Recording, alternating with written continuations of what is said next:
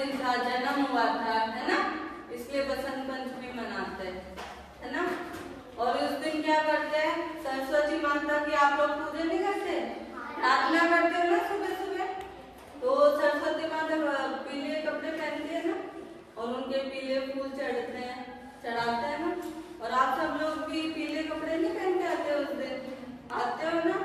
और आपके घर में भी पीले पीले पीले पकवान बनते हैं, मतलब नमकीन चावल बनते हैं उस दिन, बनते हैं आप सबके घर में, बनते हैं ना। उस दिन पीला पीला होता है, सब लोग पीला पहनते हैं, पीले पुष्प चढ़ाते हैं सरस्वती माता को, है ना। सबको पता चल गया बसंत पंचमी का क्या क्या होता है इस दिन, क्यों मनाते हैं बसंत पंचमी, कोई लाभ बताओ, बसंत पंचमी क्यों मनाते हैं? क्योंकि इस दिन सरस्वती माता का जन्म होता है ना, याद हो गया? आप बताओ, जन्म हुआ था इसलिए बसंत पंचमी मनाते हैं। और इस दिन क्या करते हैं, सरस्वती माता कैसे वस्त्र पहनाते हैं उस दिन, कपड़े पीले, और फूल भी कैसे चढ़ते हैं उनको, पीले। और अपन खाना खाते हैं उस दिन, खाना भी कैसा बनता है, पीला बनता है। सबको पता चल गया ना। अब है दिवाली, दिवाली क्यों मनाते हैं?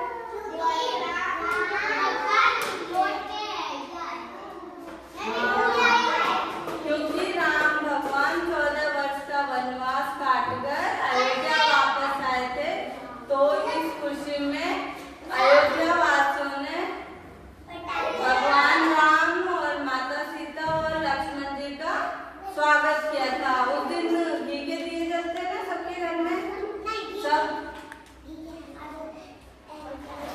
हाँ जलते ना। उस दिन क्या होता है कि वो अयोध्या में सब लोगों ने घी के दिए जलाए थे उनके, है ना, स्वागत के लिए, उस खुशी में।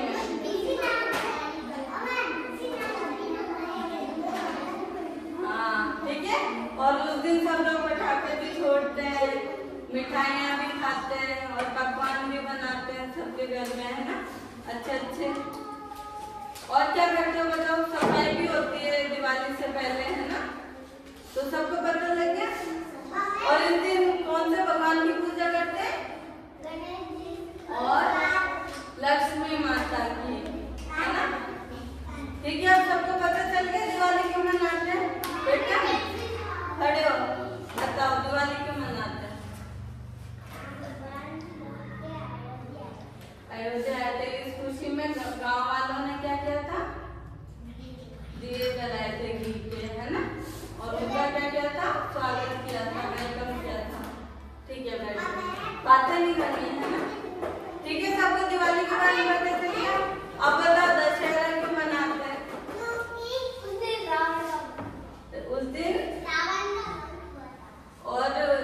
और अभी क्यों मनाते हैं दशहरा, क्या मैसेज देना चाहते हैं हम, दशहरा क्यों मनाते हैं हर साल, क्या मैसेज देना चाहते हैं सबको, बुराई पर अच्छाई की जीत हुई, है ना, सबको पता है। रावण क्या था, बुरा था, उसने क्या किया, सीता माता को क्या कर लिया था, किडनैप कर लिया था, हरण कर लिया था उनका, है ना। तो राम भगवान उनसे वध करके सीता माता को वापस लेके आए थे, है ना, सबको पता चल गया। ठीक है, अब हम बात करते हैं होली की। होली क्यों मनाते हैं बताओ, होली के दिन क्या हुआ था। हिरण्यकश्यप का नाम सुना था आपने, होली का नाम सुना, किस किस को पता है, थोड़ा बहुत अगर किसी को पता हो तो। आपको पता है, नहीं पता, पता है क्या होता है, एक स्टोरी सुनाती हूँ। हिरण्यकश्यप नाम का राजा था, है ना, उसके एक बेटा था, उसका नाम क्या था, प्रहलाद। क्या नाम था, याद हो, अब याद आया ना, ठीक है मैं सुनाती हूँ उसके बाद। प्रहलाद वो क्या था, वो क्या करता था, भगवान विष्णु की भक्ति करता था। फिर हिरण्यकश्यप उसके पिता थे, उसको ये चीज करनी थी, पसंद नहीं थी, है ना, तो वो उससे गुस्सा होता था, उसको पसंद नहीं था कि